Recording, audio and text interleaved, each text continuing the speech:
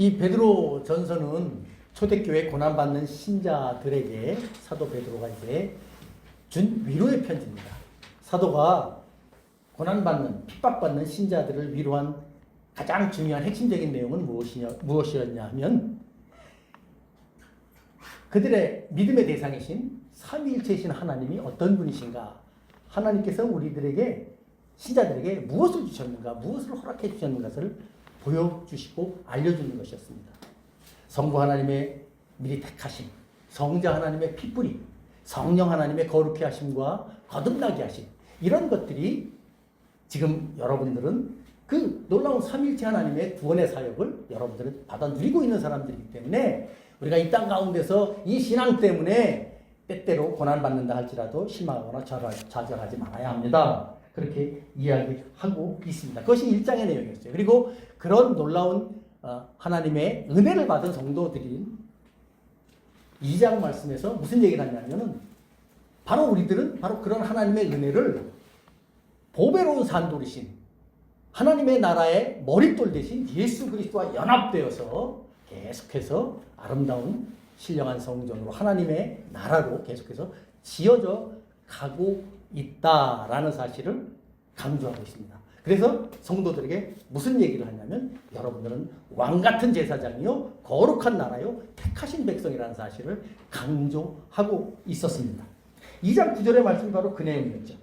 그러나 너희는 택하신 족속이요 왕같은 제사장들이요 거룩한 나라요 그의 소유가 된 백성이니 이는 너희를 어두운 데서 불러내어 그의 기이한 빛에 들어가게 하신 이의 아름다운 덕을 선포하게 하려 하십니다. 사도는 이러한 말씀을 통해서 신자들이 정말 그 로마 제국 당시에 보잘것없이 보이는 아주 한 줌도 안 되는 그런 예수 믿는 성도들이 정말 하나님 보시기에 얼마나 위대한 존재들인가 하는 것을 분명하게 인식시키고 있는 것이죠.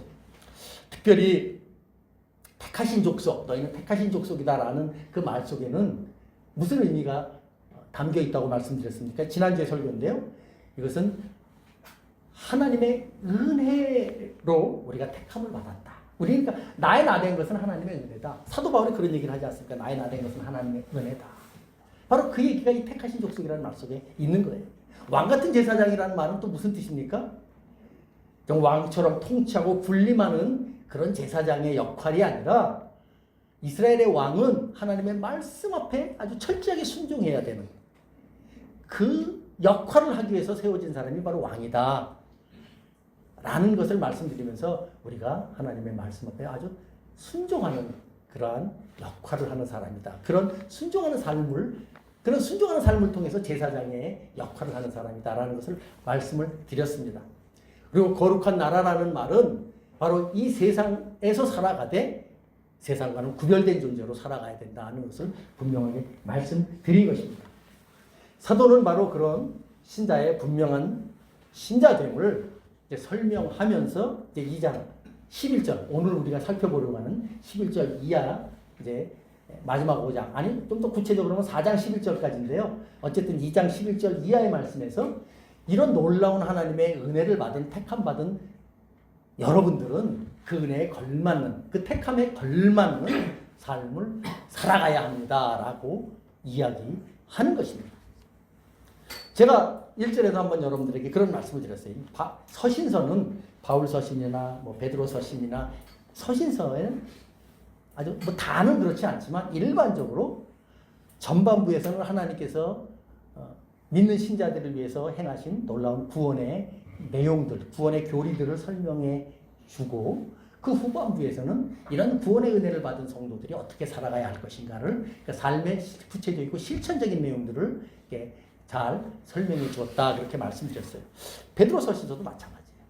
2장 10절까지는 하나님께서 믿는 신자들을 위해서 베푸신 놀라운 구원의 은혜를 설명해 주셨고 11절 이하에서는 이제 그런 구원의 은혜를 받은 신자들이 어떻게 살아가야 될 것인가. 그래서 나라의 한 시민으로는 어떻게 살아라, 부모로서는 어떻게 살아라, 종과 상전으로서는 어떻게 살아라 하는 내용들이 이제 그 위에 쭉 이어서 말하고 있는 것이죠. 그런 이제 내용 중에서 특별히 오늘 우리가 읽은 11절과 12절의 말씀은 무슨 내용이냐면 그런 구체적인 삶을 살아가는 데 있어서 일종의 서론적인 내용이죠. 우리가 이런 믿는 신자로서의 삶을 살아가는 데 있어서 그래도 기본적으로 우리가 어떤 사람인 것을 다시 한번 알려주면서 우리가 그런 구체적인 삶을 살아갈 것을 이야기하는 것입니다. 그래서 11절, 12절은 그런 구체적인 성도의 삶에 대한 서론적인 내용을 이야기해주고 있습니다. 제가 11절과 12절을 다시 한번 읽어보도록 하겠습니다. 사랑하는 자들아 고린과 나그네 같은 너희를 권하노니 영혼을 거슬려서 하는 육체의 정욕을 제어하라. 너희가 이방인 중에서도 행실을 선하게 가져 너희를 악행한다고 비방하는 자들로 하여금 너희 선한 일을 보고 오시는 날에 하나님께 영광을 돌리게 하려 합니다. 이 11절과 12절의 말씀에서 무슨 얘기를 하냐면 11절에서는 육체의 정욕을 제어하라는 말씀을 주시고 12절에서는 우리가 이렇게 거리민과 나그네처럼 살면서 육체의 정욕을 제어하면서 살아가야 하는 이유가 하나님께 영광을 돌리기 위함이다 라고 이야기합니다. 결국 무슨 얘기냐면은 저와 여러분들이 이 땅 가운데서 좋은 신자로 살아가는 삶의 목표, 그 목적이 어디에 있느냐 하는 거죠. 그것은 바로 하나님의 영광에 있다는 것이죠. 하나님의 영광. 여러분 이제 우리는 신앙생활을 어느 정도 했습니다. 그래서 우리가 우리의 삶의 목적이 하나님의 영광에 있다. 부담 없이, 거부감 없이 받아들이시리라 믿습니다.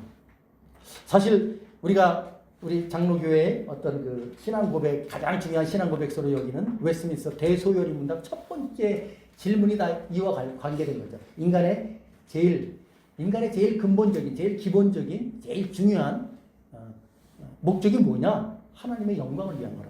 하나님의 영광.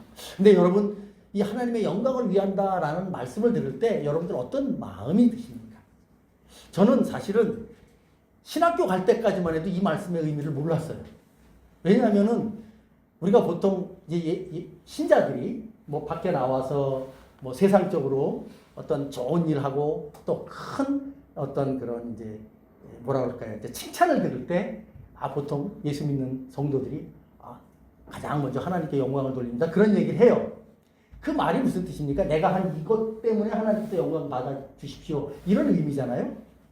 근데 사실은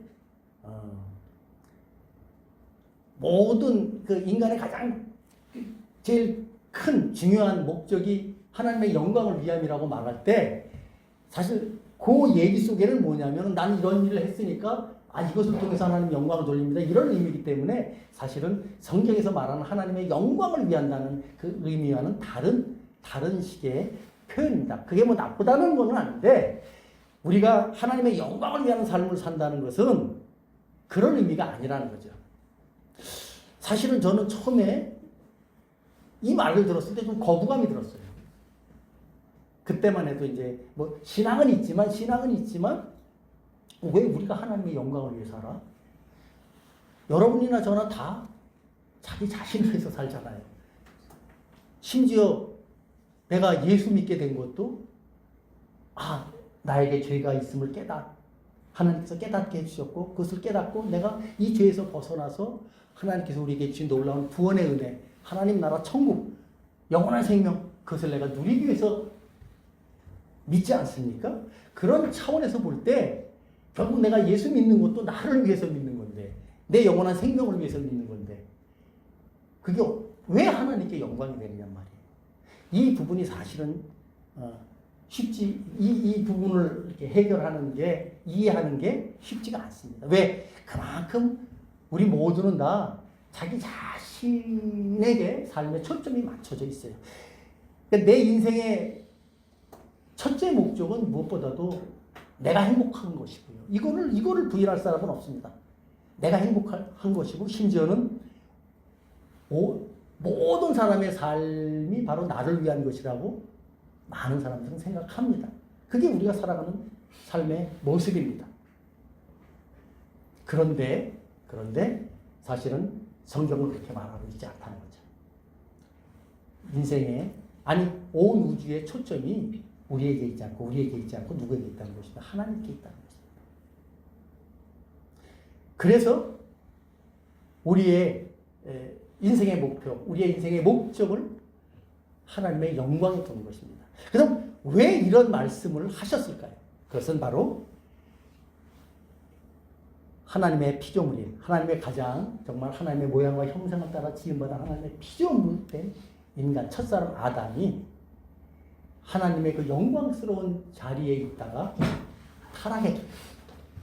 그냥 아담은 그 자리에서 하나님께 주신 말씀을 따라서 에덴 동산에서 열심히 하나님 말씀을 순종하면서 잘 살아가면 그것 자체가 아담에게는 하나님의 영광을 올려드리는 그런 놀라운 일이었을 것이라는 거죠. 그런데 그가 있어야 할 그 놀라운 존엄한 자리, 아주 정말 복된 자리에서 하나님의 말씀을 불순종하고 타락함으로 말미암아 하나님의 영광스러운 자리를, 하나님께 영광을 돌리는 그 자리에서 떨어진 것입니다. 지금 웨스트민스터 대소요리 문답에서 나온 그 인간의 근본적인 첫째 목적, 그리고 우리가 생각하는 성경에서 우리가 뭐 사나 죽으나 우리가 무엇을 하든지 하나님의 영광을 위한다고 하는 이 말씀의 의미가 무엇이냐면은 그런 하나님의 놀라움, 그러니까 타락하기 전에 그 상황, 그 자리, 아니 그보다 더 복된 자리, 원래 첫사람 아담을 하나님께서 만드신 후에 그가 하나님의 말씀을 따라서 잘 믿음으로 살아갔을 때는 그에게 영생을 허락해 주시고 하나님의 복된 자녀라는 그런 신분을 허락해 주셨을 것입니다. 그러니까 영생이라는 것이 무엇이냐면 하나님의 복된 자녀로 살아가는 것이에요. 하나님의 영원한 생명을 누리는 자로 살아가는 것이에요. 근데 그가 그렇게 살지 못하고 타락했기 때문에 그는 무엇을 해도 하나님의 영광스러운 자리에 놓여있지 못하는 것입니다. 그가 무슨 행위를 하고 무슨 행동을 해도. 그런데 우리가 하나님의 영광을 위해서 산다라고 하는 것은 바로 그런 복된 자리로 하나님께서 이제 세워주신다는 것이고, 그것을 깨닫고 그 말씀 앞에 살아간다는 의미죠. 그것이 바로 하나님의 영광을 위한 삶인 것입니다. 그래서 성경은 우리가 뭔가를 해서 하나님께 영광을 돌린다라고 말씀하지 않습니다. 성경은 하나님 당신께서 우리를 위해서, 타락한 우리를 위해서, 죄인된 우리를 위해서 행하신 일들을 믿으라고 말합니다. 그래서 어떻게 보면 성경은 우리의 얘기가 아니라 하나님께서 우리를 위해서 하신 일들에 대한 내용입니다. 성경은 우리가 하나님께 영광을 돌리는 삶을 살기 위해서 뭔가를 하라고 말씀하시지 않습니다.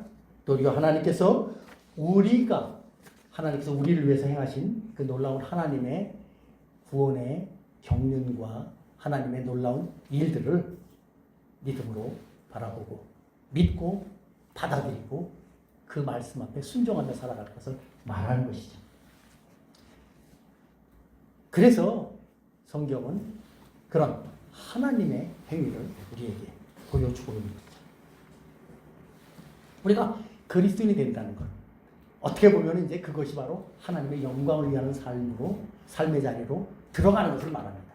그래서 그리스도인이 된다는 것은 우리가 무엇을 행함으로써 되는 것이 아니라 하나님께서 우리를 위해서 행하신 일들을 믿고 받아들이는 것이죠. 참 아이러니한 것은 우리가 언제 그리스도인이 됩니까? 언제 우리가 거듭납니까? 언제 우리가 하나님의 그 은혜를 받아들이게 됩니까? 그것은 바로 우리가 죄인임을 깨닫게 될 때. 우리가 하나님 앞에서 정말 하나님의 그러한 형벌을 받을 수밖에 없는, 하나님의 그러한 형벌을 받을 수밖에 없는 그런 안타까운 죄인임을 깊이 하나님 앞에서 우리가 깨닫게 될 때, 그때 비로소 우리는 우리를 향해서 베풀어 주신 하나님의 그 십자가의 은혜, 우리 주 예수 그리스도의 십자가의 은혜 앞에 구원의 손길을 내밀게 되는 것이죠. 그것이 바로 우리가 하나님 앞에 영광을 돌리는 첫 번째 믿음의 발걸음이 될 것입니다. 거듭났다는 것은 바로 그런 은혜를 깨닫게 되었다는 것이죠. 그런 은혜를 통해서 이제 우리가 우리 자신을 바라보는 것이고 하나님을 바라보는 것이고, 그런 놀라운 은혜는 우리의 전적으로 부패하고 타락한 우리의 심령으로는 드러날 수 없는 것입니다. 그런 놀라운 은혜는 누가 허락해 주신 것입니까? 하나님께서, 성령께서 중생의 새롭게 하심을 허락해 주신 것입니다. 그래서 사도 베드로는 베드로후서에서 이런 거듭난 사람의 그런 마음의 상태, 그런 심령의 상태를 신의 성품이라 그렇게 말하는 것이죠. 원래 하나님의 형상과 모양을 따라서 우리에게 주신 그 신의 성품을 그대로 회복되는 것이다. 그렇게 말씀해 주신 것입니다. 그래서 우리가 거듭났다, 새로운 피조물이 되었다, 중생했다 라고 하는 것은 바로 이런 놀라운 복된 신분이 되었다라는 사실, 하나님의 영광을, 하나님께 영광을 드리는 삶을 이제 살아가게 되었다라는 것을 말해 주시는 것이죠. 오늘 사도 베드로는 바로 그 얘기하는 것입니다. 여러분들이 이 땅 가운데서 어떻게 살아야 됩니까? 그런 하나님의 영광을 드러내는 삶을 살아야 됩니다. 근데 그런 하나님의 영광을 드러내는 삶을 어떻게 살아야 합니까? 오늘 11절에서 두 가지를 얘기합니다. 첫 번째는 거리민과 나그네 같은 너에게 권하노니 라고 말하면서 그들이 지금 어떤 지위, 어떤 상황 속에서 살아야 하느냐를 이야기해 주고 있고, 두 번째는 영혼을 거슬려 싸우는 육체의 정욕을 제어하라는 말씀을 통해서 하나님 앞에 영광 돌리는 삶을 살아갈 것을 이야기해 주고 있는 것입니다. 자, 그렇다면 11절에서 사도가 이렇게 얘기합니다. 사랑하는 자들아. 사도는 지금 그 초대교회에 정말 예수 믿고 고난 받는 신자들을 향해서 무슨 얘기를 먼저 하냐면 사랑하는 자들아 이렇게 시작합니다. 여러분, 이 베드로전서는 이제 이 마지막 부분, 마지막 5절을 보면은 이런 얘기 있죠. 마지막 5장 13절을 보면 택하심을 받은 바벨론에 있는 교회가 너에게 문안하고 내 아들 마가도 그리하느니라 라는 말씀을 통해서 이 초대교회는 이 바벨론에 있는 교회라고 하는 것은 로마에 있는 교회를 이야기합니다. 여기에 바벨론은 뭐 예전 그 고대국가 바벨론을 얘기하는 것이 아니라 그 당시에 가장 큰 제국이었던 이제 로마 제국을 바벨론으로 상징적으로 말하면서 바벨론에 있는 교회가 앞에 1장에 보면은 본도, 갈라디아, 갑바도기아, 아시아와 비두냐, 지금 터키 지역에 있는 교회들에게 쓰는 편지라는 거죠. 그러니까 사도 베드로가 로마에서 지금 터키 지역에 있는 그런 교회에 쓰는 편지입니다. 터키 지역에 있는 교회라 그러면 그 지역에 있는 사람들은 대부분 어떤 사람들이었겠습니까? 물론 유대인들도 일부 있었겠지만 대부분은 이방인들이었을 것입니다. 근데 지금 사도는 무슨 얘기하냐면 그 이방인된 그리스도인들을 향해서 사랑하는 자들아 그렇게 이야기하고 있습니다. 물론 베드로가 편지를 쓰면서 그냥 의례적으로 형식적으로 편지를 받는 수신자들을 향해서 사랑하는 자들아 이렇게 쓸 수도 있었겠지만, 그러나 이 베드로의 이 말은 그의 진심이 담겨져 있는 표현입니다. 근데 여러분, 베드로는 유대인입니다.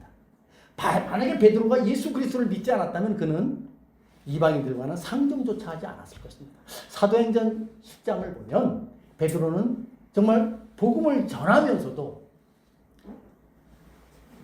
그 예수님의 그 십자가의 죽으심과 부활의 복음을 전하면서도 그 당시에 이방인들에게 복음 전하기를 두려워했습니다. 왜? 나는 이 복음을 우리 택함 받은 우리 유대민족에게만 전해야 돼 라는 생각으로 가득 차 있었던 사람이 바로 사도 베드로였다는 것이죠. 그런 베드로가 이제 이방인 성도들을 향해서 무슨 얘기를 하고 있습니까? 지금 오늘 본문을 보면 사랑하는 자들아 이렇게 말합니다. 베드로가 그렇게 바뀐 거죠. 베드로가 왜 이렇게 바뀌었을까요? 그는 깨닫게 된 것입니다. 야, 내가 하나님으로부터 택함 받은 것이, 우리가 예수 그리스도의 제자가 된 것이, 우리가 이 놀라운 하나님의 은혜를 받게 된 것이 내가 유대인이기 때문에 은혜를 받은 것이 아니로구나 하는 것을 깨닫게 된 것입니다. 하나님께서 유대인이든 이방인이든 하나님의 놀라운 자비와 긍휼을 따라서 우리를 택하시고 우리에게 은혜를 주셨고 복음의 진리를 깨닫게 해주셨다는 사실을 베드로는 알고 있는 것입니다. 그래서 사랑하는 자들이라고 말하는 것입니다. 먼저 그는 예수 그리스도를 통한 하나님의 사랑을 경험한 것입니다. 그래서 자신이 그렇게 예수 그리스도를 통한 하나님의 사랑을 깨닫게 되었기에 이 복음 진리를 믿고 고난받고 있는 초대교회 성도들을 향해서 그들을 향한 그리스도의 마음을 그도 품고 동일하게 그들을 향해서 사랑하는 자들아 이렇게 이야기를 한 것입니다. 사랑하는 성도 여러분, 저와 여러분들이 예수 그리스도 안에 있을 때 우리는 예수 안에 있는 성도들을 향해서 이와 같은 정말 주님의 피값으로 사신 귀한 사랑하고 사랑받아야 될 사람이라는 사실을 늘 기억하면서 살아가시면 좋겠습니다. 심지어 성경은 우리들에게 무슨 얘기까지 전해주고 있습니까? 원수까지 사랑하라고 말씀해 주시고 있죠. 예수님께서. 우리는 그렇게 정말 사랑해야 될 사람들입니다. 왜? 우리가 하나님의 놀라우신 사랑을 예수 그리스도로부터 받았기 때문이죠. 사도는 지금 그 얘기를 하는 거예요. 사랑하는 자들아. 여러분은 그리스도의 사랑을 받은 사람들이다. 그래서 내가 이렇게 여러분들을 향해서 사랑하는 자들이라고 말하고 있다. 더 나아가 이 말씀을 통해서 제가 여러분들에게 말씀드리고 싶은 중요한 내용 중에 하나는 바로 저와 여러분들도 사도 베드로가 말하고 있는 이 사랑하는 자들 속에 지금 있지 않습니까? 우리는 지금 이 놀라운 생명의 복음을 믿고 만왕의 왕이신 하나님께 예배드리고 있습니다. 하나님께서 우리를 사랑해 주셔서 우리가 이 사랑을 받고 하나님 앞에 예배드리고 있지 않습니까? 오늘 이 베드로전서에서 말하는 사랑하는 자들아라는 이 표현 속에는 저와 여러분들도 포함되어 있는 것이죠. 그렇게 볼 때 지금 이후에 이어지는 말씀들 또 저와 여러분들이 귀담아 듣고 순종해야 될 말씀이다라는 것을 우리가 또 깨달아야 할 것이죠. 자, 이런 하나님의 사랑을 받은 초대교회 성도들 그리고 오늘날 우리들이 어떻게 이 땅 가운데서 믿음의 삶을 살아가야 할 것인가. 오늘 사도가 이렇게 얘기하고 있습니다. 첫 번째로 여러분들은 거리민과 나그네와 같은 사람들입니다. 그렇게 말합니다.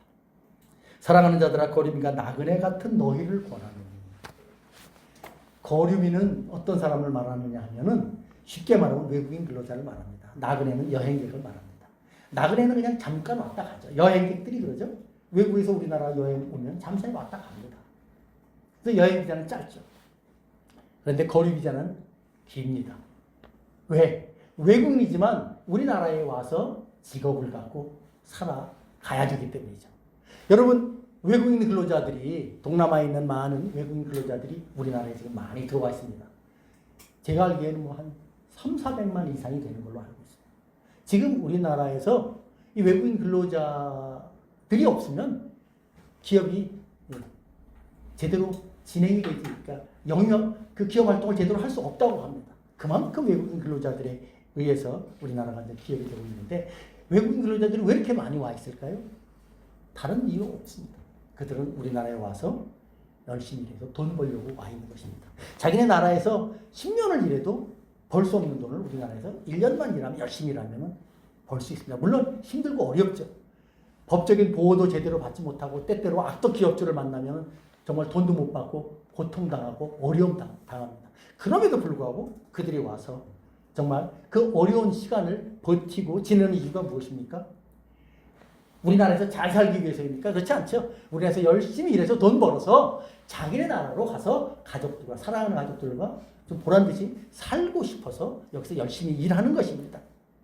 그런데 사도가 지금 여러분 우리는 바로 그런 사람들처럼 살아가야 됩니다. 이렇게 말하고 있는 것입니다.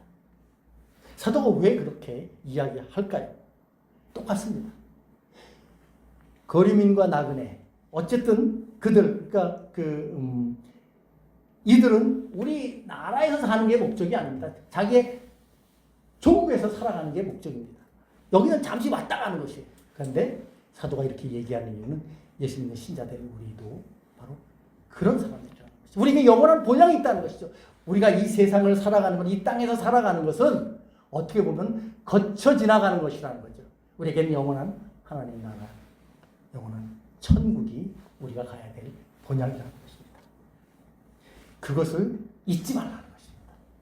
비록 우리가 이 땅 가운데서 주어진 인생을 열심히 잘 살아가야 되지만 그러나 우리가 열심히 잘 살아가야 되는 이유도 이 땅이 우리가 영원히 살아가야 될 곳이기 때문이 아니라 우리가 살아가는 인생이 우리가 살아가야 될 마지막 생이기 때문이 아니라 우리에게는 영원한 하나님 나라가 있기 때문에 그래서 이 땅에서도 잘 살아가야 된다라는 것을 말해 주는 것입니다.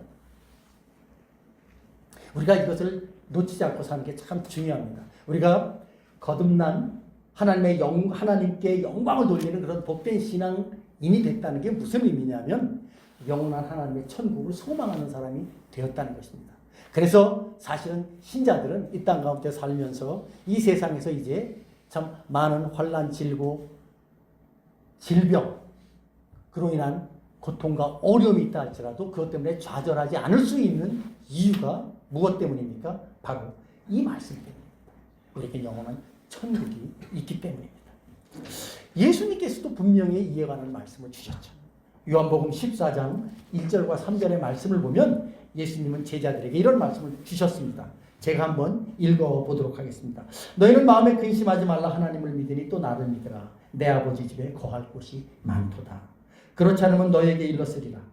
내가 너희를 위해서 거처를 예비하러 가노니 가서 너희를 위하여 거처를 예비하면 내가 다시 와서 너희를 내게로 영접하여 나 있는 곳에 너희도 있게 하리라.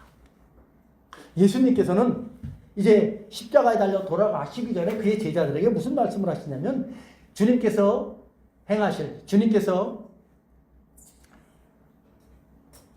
이 땅에 오셔서 하실 모든 그러한 주님의 그 대속 사역의 궁극적인 목적이 어디에 있는가 하는 것을 분명하게 말씀해 주신 것입니다. 바로 제자들에게, 주님을 믿는 이 땅에 택한 백성들에게 하나님의 집을 마련하기 위해서라는 것이죠. 그러니까 하나님의 집, 내 아버지 집, 그것을 우리는 천국이라고 말하지 않습니까? 지금 사도 베드로는 바로 그 얘기하고 있는 것입니다. 여러분, 여러분에게는 하나님의 나라가 있습니다. 하나님의 집이 있습니다. 영원한 천국이 있습니다. 그래서 이 땅에서 거룩과 나그네처럼 살아가야 됩니다. 라는 것을 분명하게 말해주고 있는 것입니다. 여러분, 이러한 말씀 앞에서 우리 자신의 신앙을 한번 좀 잘 살펴보시기 바랍니다. 과연 나는 얼마나 이 땅을 살아가면서 마치 내가 이 땅에서 영원히 살 것처럼 그런 마음가짐으로 살아가고 있는가? 아니면은 영원한 천국을 분명한 믿음으로 바라보면서 이 땅을 살아가고 있는가? 사도는 지금 우리에게 그러한 분명한 삶의 바른 자세를 가지라고 말하는 것입니다. 이게 왜 중요합니까? 우리가 이 땅에서 살아갈 때 우리에게 영원한 천국이 있다는 사실을 확신하고 살아가는 사람과 그렇지 않은 사람과는 이 세상을 살아가는 삶의 태도와 모습이 전혀 다르기 때문이죠. 그래서 사도는 거림인과 나그네 같은 너희를 권한다라고 말해주고 있는 것입니다. 이어서 사도는 무슨 얘기를 또 하느냐 하면은 이런 거림인과 나그네 같은 여러분들에게 권하노니 영혼을 거슬러 싸우는 육체의 정욕을 제어하라, 그렇게 말합니다. 우리가 이 세상을 살아가면서도 이 세상이 우리의 삶의 영원한 종착지가 아닌 거쳐 지나가는 삶이긴 하지만 우리가 이 세상을 살아갈 때 많은 어려움과 고난이 우리에게 있다는 것이죠. 그 중에서 외부적으로 다가올 수 있는 그런 고난과 핍박, 그것도 크지만 더 우리가 고민하며 심각하면서 살펴봐야 될 그런 싸움은 뭐냐면은 바로 영적인 싸움이라는 것이죠. 그래서 오늘 사도 바울은 영혼을 거슬러 싸우는 육체의 정욕을 제어하라는 말씀으로 우리에게 가르치고 있습니다. 여러분, 여기서 말하는 영혼, 누구의 영혼, 어떤 영혼을 말할까요? 여기서 사도가 말하는 이 영혼은 거듭난 신자의 영혼을 말합니다. 저와 여러분들이 거듭나면, 예수 그리스도를 믿고 신자가 되면 우리의 영혼, 우리의 속사람은 무엇과 갈등을 일으키느냐 하면은 육체의 정욕과 이제 계속해서 갈등을 일으키는 상태가 된다고 말을 하고 있는 것입니다. 사실 이 말씀을 우리가 잘 이해할 필요가 있습니다. 이 말씀을 잘 이해하면 우리가 이 땅에서 신앙생활 할 때 하나님 앞에서 감사함으로, 기쁨으로 능력 있게 살아갈 수 있습니다. 저나 여러분이나 다 누구나 할 것 없이 예수 믿기 전, 거듭나기 전, 즉 이 땅에서 아담의 후예로 자연인으로 살아갈 때는 우리의 영혼과 우리의 육체의 정욕은 절대로 서로 대적 관계가 아닙니다. 갈등을 일으키지 않습니다.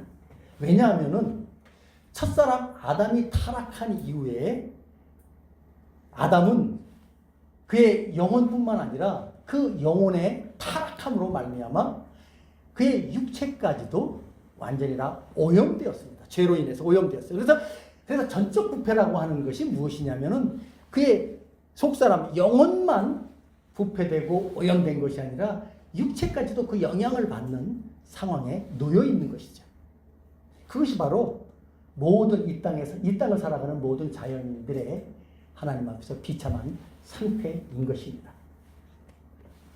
그래서 사실은 우리가 거듭나기 전에는, 예수를 믿기 전에는, 하나님의 은혜를 알기 전에는 우리의 영혼이 우리의 육체의 정욕과 그렇게 적대적인 관계가 아닙니다. 물론 저와 여러분들에게도 무엇이 있느냐면 하나님께서 아까 말씀드린 것처럼 하나님께서 우리에게 허락해 주신 양심의 법이라는 게 있습니다. 또 자연을 통해서 허락해 주신 법이라는 게 있습니다. 그런 양심의 법, 자연의 법, 이것은 하나님께서 우리 그 사람들에게 허락해 주신 하나님의 그런 성품을, 그런 양심의 법, 자연의 법을 통해서도 드러내 주셨는데, 타락하기 전이었다면은 이것이 그대로 온전하게 살아 있어서 그것을 우리의 어떤 잘못된 것들을 잘 점검하고 경계경도를 올리게 만들었을 텐데, 이미 우리는 타락해서 우리의 육신의 정욕과 이 양심의 법이 서로 그렇게 아주 적대적인 관계가 아니라는 것입니다. 왜냐하면 우리의 양심 자체도 희미하긴 하지만, 살아있긴 하지만 역시 양심 자체도 오염되어 있다는 것이죠.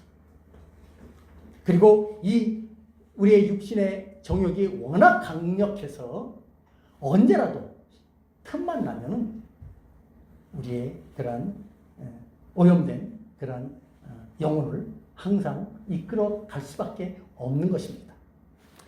그런 상황이 바로 모든 자연인이라는 것이죠.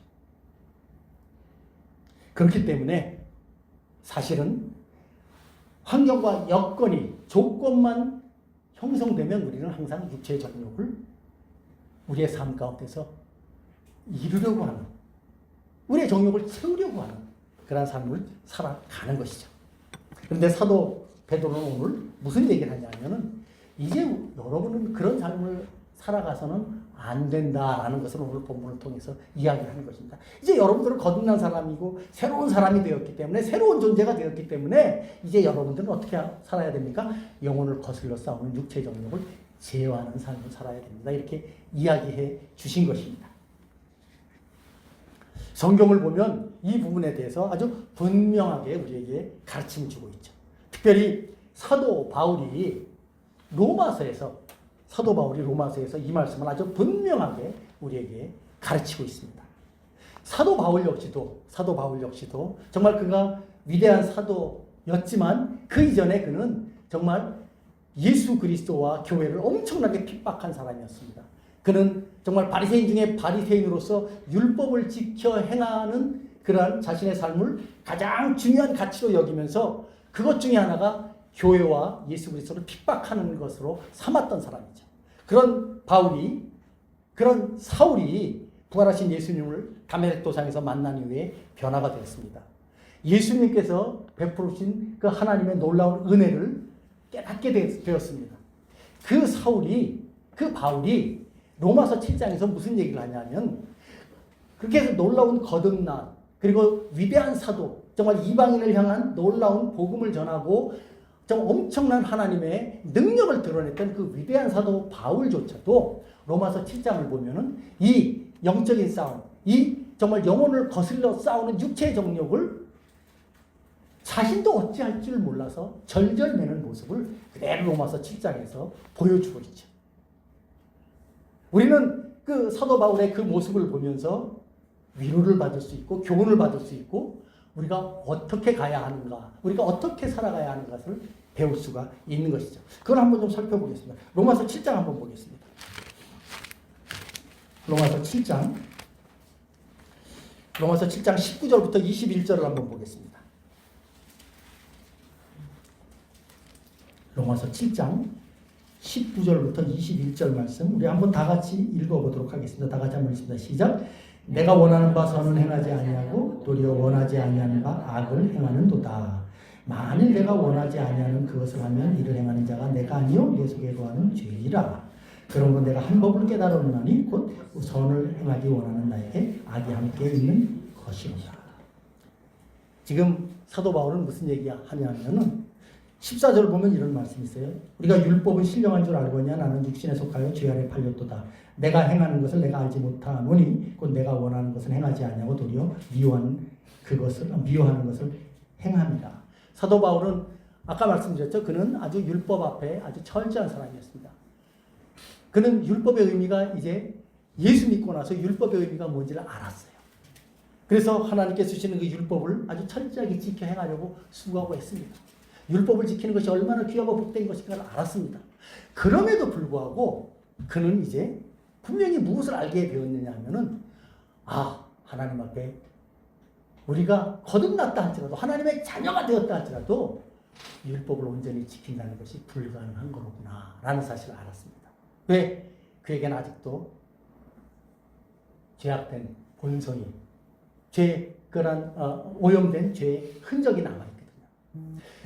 물론 사도 바울이나 저나 여러분이나 예수 그리스도에서 거듭났을 때 하나님께서는 우리에게 새로운 정말 하나님의 그 놀라운 신의 성품, 하나님의 영원한 생명을 성령 하나님을 통해서 우리들에게 허락해 주십니다. 이제 우리는 그런 하나님의 놀라운 은혜 때문에 거듭났고 그런 놀라운 하나님의 신의 성품 때문에 우리가 이제는 하나님께서 원하시는 것이 무엇인지를 알고 그것을 향해서 믿음으로 살아갑니다.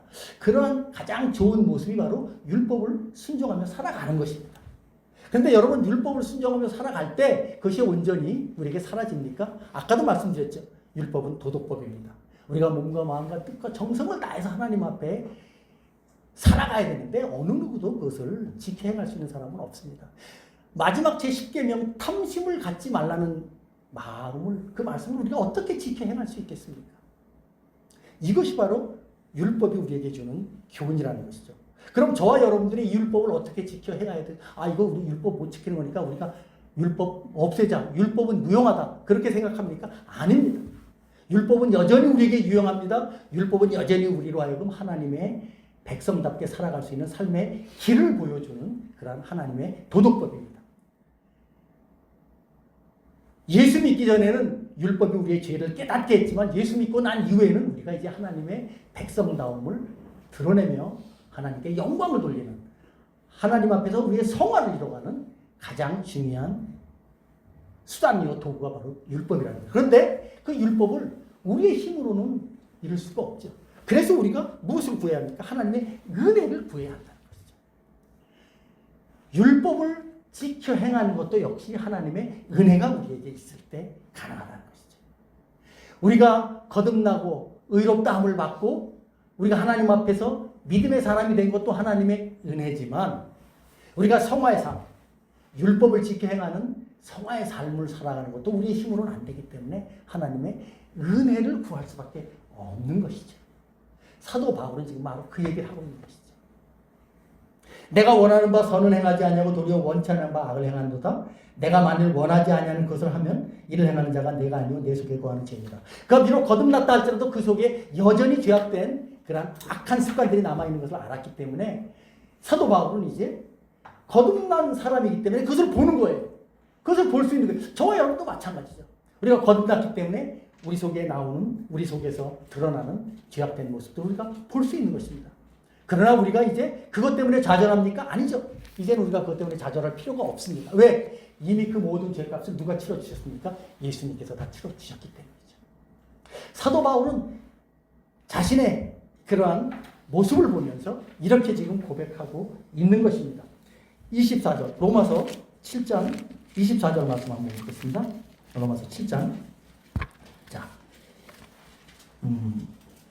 22절부터 한번 보죠. 22절부터 우리 다 같이 한번 21절을 읽었죠. 22절부터 한번 또 읽어봅니다. 시작. 내 속사람으로는 하나님의 법을 즐거워하되 내 지체 속에서 한 다른 법이 내 마음의 법과 싸워 내 지체 속에 있는 죄의 법으로 나를 사로잡는 것을 보는도다. 오라 나는 곤고한 사람이로다. 이 사망의 몸에서 누가 나를 건져내냐. 사도 바울은 자신도 어찌할 수 없는 이런 연약함이 그러니까 자신에게 있는 육체의 정욕이 어찌할 수 없이 죄를 따르려고 하는 그런 연약함이 자신에게 있다는 것을 알고 있습니다. 거듭난 성도요, 놀라운 사도인 그도 그러면서 오라 나는 공고한 사람이로다. 이 사망의 몸에서 누가 나를 건져내랴. 그 자체만 보면은 정말 하나님의 영원한 심판을 받을 수밖에 없는, 하나님의 심판 아래 있을 수밖에 없는 그런 비참한 존재라는 것이죠. 그런데 바울은 우리에게 예수 그리스도의 십자가의 은혜와 공로가 있다는 사실을 알고 있습니다. 또 저와 여러분도 이 놀라운 사실을 알고 있지 않습니까? 바울이 고백한 오라 나는 공고한 사람이다. 이 사망의 몸에서 누가 나를 건져내랴. 25절의 말씀. 우리 주 예수 그리스도로 말미암아 하나님께 감사하리로다. 그러므로 내 자신이 마음으로는 하나님의 법을, 육신으로는 죄의 법을 섬기노라. 우리가 여전히 이제 예수 그리스도 안에서 거듭났기 때문에 이제 우리의 마음은 하나님의 말씀을 따라서 성령께서 우리에게 역사해 주시는 대로 하나님께서 기뻐하시는 길을 알고 말씀을 통해서 우리가 하나님의 법을 섬기려고 합니다. 근데 육신으로는 또 죄의 법을 섬기는 우리의 연약함들이 있습니다. 예수 믿기 전에는, 그리스도의 은혜를 알기 전에는 이런 상황 때문에 좌절하고 절망하고 야 나는 어쩔 수 없나 보다 하고 포기하고 심지어는 염세적으로 빠질 수도 있었겠지만 이제 예수 믿고 나서는, 예수 그리스도 안에서 우리가 어떤 존재라는 것을 알고 나서는 절대로 이제 그렇게 되지 않는다는 것이죠. 우리를 구원하시는 하나님으로 인해서 감사할 수밖에 없다는 것이죠. 그래서 8장 1절과 2절의 말씀이 그래서 기록된 것입니다. 그러므로 이제 예수 그리스도 안에 있는 자에게는 결코 정죄함이 없나니 이는 그리스도 예수 안에 있는 생명의 성령의 법이 죄와 사망의 법에서 너를 해방하였습니다. 사실 이 말씀은 이미 우리가 예수 그리스도 안에서 의롭다함을 받았다는 말씀도 되긴 하지만 이미 그런 놀라운 하나님의 칭의를 받은 우리가 이 땅 가운데서 성화의 삶을 살아갈 때 죄와 싸우는, 영혼을 거슬려 싸우는 육체의 정욕을 제어하는 성화의 삶을 살아갈 때도 여전히 우리에게 동일하게 놀라운 하나님의 붙드심과 은혜를 약속하신 말씀이라는 것이죠.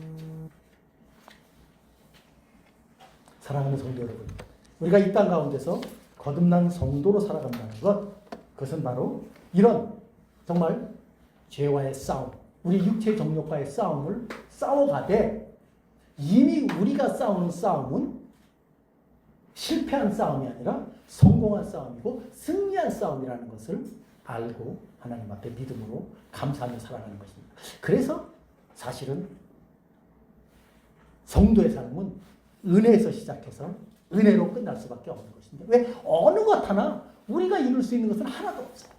우리가 의롭다함을 받는 것도 하나님의 은혜요. 우리가 성화의 삶에서 죄와 싸워 이길 수 있는 것도 하나님의 은혜만이 가능하기 때문입니다. 그래서 나 된 것은 하나님의 은혜로다 라는 사도 바울의 말은 바로 그래서 있는 것입니다. 자, 이제 설교를 맺겠습니다.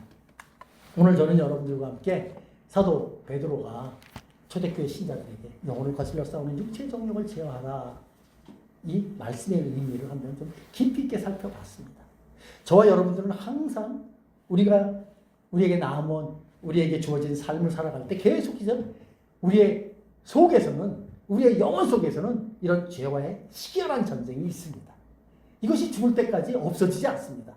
그런데 중요한 것은 무엇입니까? 하나님의 은혜를 우리가 바라고 하나님의 은혜를 간구하고 그 은혜를 의지하며 살아갈 때 서서히 우리 속에서 자라고 있었던, 우리 속에서 움트고 있었던 죄의 악한 영향력, 육신의 정욕, 이것은 마치 살충제, 풀을 제초제를 확 뿌리면 풀이 말라 죽는 것처럼 하나님의 은혜가 우리의 마음속에 확 뿌려질 때, 우리의 마음속에 풍성하게 임할 때, 성령의 역사하심이 우리에게 풍성하게 임할 때 그런 우리의 악한 죄악된 영향력은 순식간에 아무런 힘을 발휘하지 못하고 죽어간다는 것이죠. 지금 사도 베드로는 바로 영혼을 거슬러 싸우는 육체 정욕을 제어하라 라고 하는 이 말씀 속에 그러한 의미를 담고 우리에게 교훈을 하고 있는 것입니다. 바라기는 저와 여러분들이 이 땅 가운데서 정말 믿음의 선한 싸움을 싸워간다는 것이 무엇인가? 그것은 바로 계속해서 우리가 하나님 앞에, 하나님의 말씀 앞에, 기도 가운데서 우리 주 예수 그리스도의 은혜를 우리가 간구하면서 그 은혜에 힘입어서 그 은혜와 함께 성령의 역사심을 따라서 그렇게 믿음의 선한 싸움을 싸워가는 것입니다. 그렇게 살아갈 때 우리는 이 땅에서 거리비가 나그네처럼 살아갈 수 있을 것이고, 그러한 삶이 하나님께 영광을 돌리는 복된 삶이 될 것이고, 그것이 바로 우리가 이 땅에서 살아가는 참으로 귀하고 복된 삶이 되리라 믿습니다. 바라기는 우리 모두가 그런 복된 삶을 살아가시는 귀한 성도들 되시길 예수님의 이름으로 축원합니다. 예, 기도하겠습니다. 하나님 아버지 감사합니다. 오늘 저희들에게 또 말씀을 통해서 영혼을 거슬러 싸우는 육체의 정욕을 제어하는 사도 베드로의 이 말씀을 한번 생각해 봅니다. 주님, 우리가 하나님 앞에서 믿음의 선한 싸움을 싸운다는 것이 무엇입니까? 바로 우리 속에서 일어나는 이런 영적인 전쟁, 영적인 싸움을 하나님의 은혜, 예수 그리스도의 은혜를 힘입어서 이겨 나가는 것 아니겠습니까? 바라기는 우리 군번역의 모든 성도들이 이러한 복음 진리의 말씀을 잘 이해하고 받아들여서 우리가 살아가는 인생길에서 정말 죄와의 싸움을 승리할 수 있도록 인도해 주시고, 그 승리의 원인이 나에게 있지 않고 우리 주 예수 그리스도의 은혜에 있다는 사실을 늘 기억하면서 감사함으로 이 땅에서 복되게 살아갈 수 있도록 인도해 주시옵소서. 감사드리며 예수님의 이름으로 기도하옵나이다. 아멘.